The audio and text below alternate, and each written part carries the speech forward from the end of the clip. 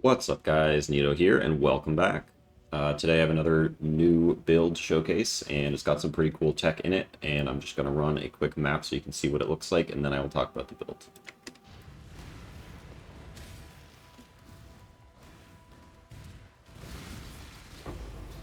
Hurry, there are monsters around.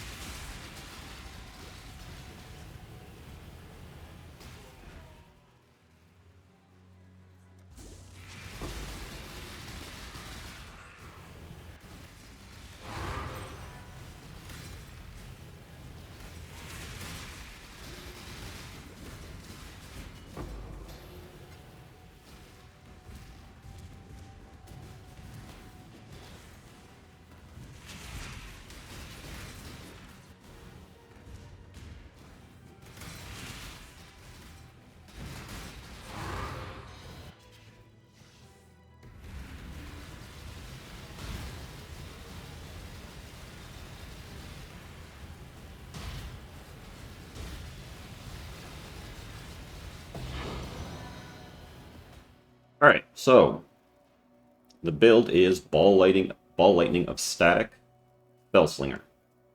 And I am playing on a Saboteur with trigger bots, so every time I trigger ball lightning with Spellslinger, we actually get 2 balls. And as you can see, they always summon at the cursor location, so using trigger bots is not really a downside because normally it would trigger at the trigger bot location, but with this spell, it's always at the Spellslinger location, so really nice. If you don't know, ball lightning of static is one of the new gems, the new transfigured gems, and it has a cooldown of 1.5 seconds, but has 3 uses. So normally, you basically are pretty restricted in terms of how many you can summon, and they all last 3 seconds each, but there's no duration scaling on this gem, so you can't get increased skill effect duration. It does nothing. You can see it doesn't even have a duration tag on there. So you have to basically scale the cooldown time recovery if you want this skill to have a lot of coverage and a lot of balls, right? So the reason I'm using Spellslinger is Spellslinger normally gives a cooldown to whatever you're triggering, but in this case, Ball Lightning of Static, the cooldown overwrites Spellslinger's cooldown. So it's got a longer cooldown, so it's going to use whichever one is longer. In this case, it's Ball Lightning of Static. But Spellslinger has increased cooldown recovery rate on it as it levels up. And that increased cooldown recovery rate is going to apply to Ball Lightning of Static's base cooldown. So my ball Lightning actually has a cooldown time of 0.59 seconds right now. And it still has the 3 charges. And I'm using this Pragmatism chest, which gives a ton of extra skill levels, but gives minus socketed skill gems per socketed gem. So you actually only want as few gems as possible in here. But because Ball Lightning, because Spellslinger is actually both a support gem and a skill gem, it actually benefits from levels from the chest. And the more levels you have on it, the more increased cooldown recovery rate you get, as well as the more damage scaling you get from your equipped wand. So you can see it says supported skills have added spell damage equal to 272% of damage of equipped wand. So if I take it out of the chest, it's only 200% of damage. And the increased cooldown recovery rate goes down to 40% instead of 54%. And I'm also using Ashes of the Stars with 30% quality, because quality is giving additional cooldown recovery rate for Ball Lightning. And then we have some more cooldown recovery rate on the belt. And because we are a Saboteur, we can get like Clockwork, which is even more. So that's kind of how I'm bringing the cooldown so low for the Ball Lightning of Static. And that just lets you just churn out balls constantly, basically. And the triggers from the trigger bots don't consume an additional cooldown. Like the second trigger just is free, basically. It doesn't actually, it just completely ignores the cooldown. So you basically can get like 10 balls out at once, which is pretty good. It's got a good amount of extra flat added damage from the wand. So Spellslinger basically gives you flat damage based on the attack damage of your wand. So you want as high attack damage as possible. So my wand has tier 1 fractured cold damage, and then you can use an essence to get like the tier 0 flat lightning, and then I happen to hit the tier 1 flat lightning to spells on there as well, which is really nice. And then I'm using a high base crit wand because I'm using Sandstorm Visage, and that is going to make the base crit on the wand apply to Ball Lightning. So Ball Lightning normally has a crit chance of 5%. With this, it's getting raised up to a base crit chance of 10.48%. So again, just really strong. And you might notice I'm also using a pretty low attack speed, like base attack speed wand. And the cool thing is that that doesn't really matter that much, because normally Spellslinger, you want to kind of get a very specific timing with your trigger skill. So in this case, I'm using Frenzy. And you need to kind of attack like at a certain rate in order to have optimal triggers for Spellslinger. But because Ball Lightning of Static has multiple trigger uses, multiple cooldowns, it doesn't really matter that you have exact attack time for Frenzy, because you're never really wasting like the cooldown. You know, like normally what would happen is, like, let's say you have a cooldown of 1 second on your triggered skill, but if you're attacking every, let's say, 0.6 seconds, right? That means the first attack would trigger it, and then the cooldown would start, but then you wouldn't attack until another 0.6 seconds had passed, which at that point, the cooldown would have been finished and not recharging for 0.2 seconds, right? So you would be wasting essentially some of your cooldown time. But in this case, because we have multiple charges, the cooldown is going to keep ticking down, even if you're not perfect with the Frenzy attack time. So it makes it much easier to kind of use a really low attack speed weapon, and like you don't have to really invest much into attack speed for this build. So that's just kind of a really nice quality of life thing with Ball Lightning of Static, just because it has those extra charges. So that's pretty good. And then the rest of the gear is kind of just pretty straightforward. Life, res, resists, using the ashes, using a shield with some crit on it, and I crafted some flat fire damage on there just so that I could ignite stuff in order for me to trigger the explosives expert. And again, we have flat cold damage from our wand, so we're chilling as well as shocking because everything's critting. And the interesting thing with chill is if you take this cluster right here, and you take the cold mastery that says chills from your hits always reduce action speed by at least 10%. So everything's going to be chilled for 14%, because you get an extra 40% increased effective chill right there. And enemies permanently take 1% increased damage from for each second that they've been chilled by you, up to a max of 10%. So This is really, really nice for any build that can just do even 1 damage of cold. Like, you're getting 14% chill and 10% damage taken from enemies. Like, it's just a really, really easy thing to slot into any build that hits. And it's just really nice. It's both good defense and offense. So it works really well. And then it works particularly well with Saboteur because of Explosives Expert gives an extra 10% elemental res pen against chilled enemies. So that's kind of a really nice extra thing you can have in there. Then we have Born in Shadows. So everything's blinded. We take reduced damage from blinded enemies. And actually, I'm using this blind cluster right here, which gives you, I believe it's like 110% increased effective blind. So that's blind is making enemies miss me more, as well as making it easier for me to hit the enemies. And I do want to be hitting enemies with my attack on occasion. It doesn't have to be every single hit, but we can apply Unnerve on hit with wands. So when Frenzy hits the enemy, they get unnerved, they take extra damage there. So this is a nice cluster for Spellslinger because increased damage while wielding a wand will also apply to the spell that's triggered. So it's not just the wand attack that's benefiting from this. And then you also get the unnerve on there as well. So that's really nice. Plus, we are using mark on hit with Assassin's Mark. So you need to hit the enemy in order to mark them. And that's just like a nice automation to have. And you also gain frenzy charges from frenzy. So you do need some accuracy. It doesn't have to be like accuracy capped, but you do want some for sure for a build like this. And you know, this tree is like not super optimized, honestly. It's the build's only, let's see, it's level 90 character right now. Still kind of experimenting with the tree and kind of how I'm building the character, but right now I'm really liking the blind. And then another neat tech that I'm doing is using Dread Banner with generosity support and arrogance support. So Dread Banner gives nearby enemies have 21% less accuracy rating, which is basically an extra blind effect. And then generosity support gives 26% increased aura area of effect, and non-curse auras from supported skills have 39% increased effect.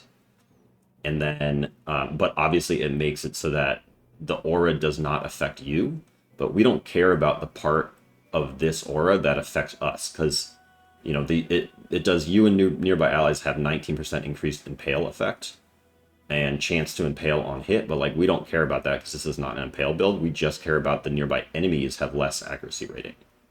So this is going to scale that less accuracy rating, and normally it would be reserving my life, but you can do this cool thing with charms where you get banner skills have no reservation.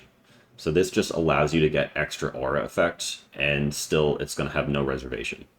So it's a really nice extra boost. It's like almost an extra layer of blind. So you really don't need that much evasion. I think this character has like 22k, which is pretty good, but it's nothing like insane, right? And it is enough to support like the use of Wind Dancer. Wind Dancer is pretty good just for taking reduced damage from attack hits, as long as you haven't been hit recently. And then we do the whole like Ghost Dance thing, and I'm using Eldritch Battery with Mind Over Matter. This is going to allow us to like fully reserve.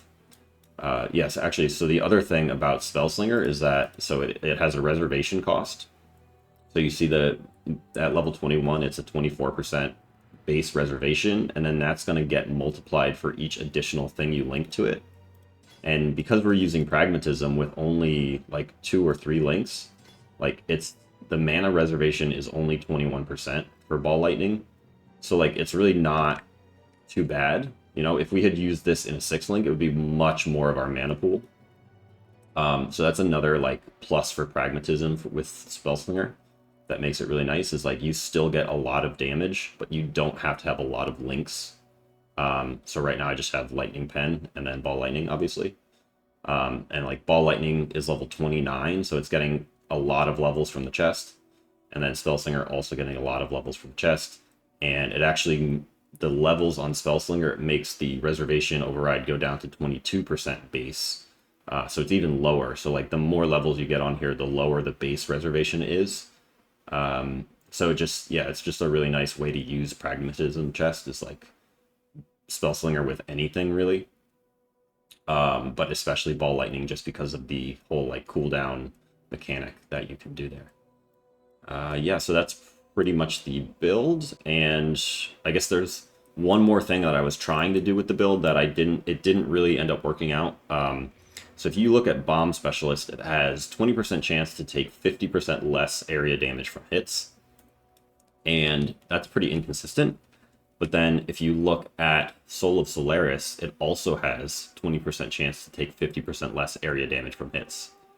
And with the new charms and with the new, that which was taken jewel, you can get up to 10% chance to take 50% less area damage from hits on each charm and on this jewel. So that's another 40%. In total, you can get 80% chance to take 50% less damage from area hits.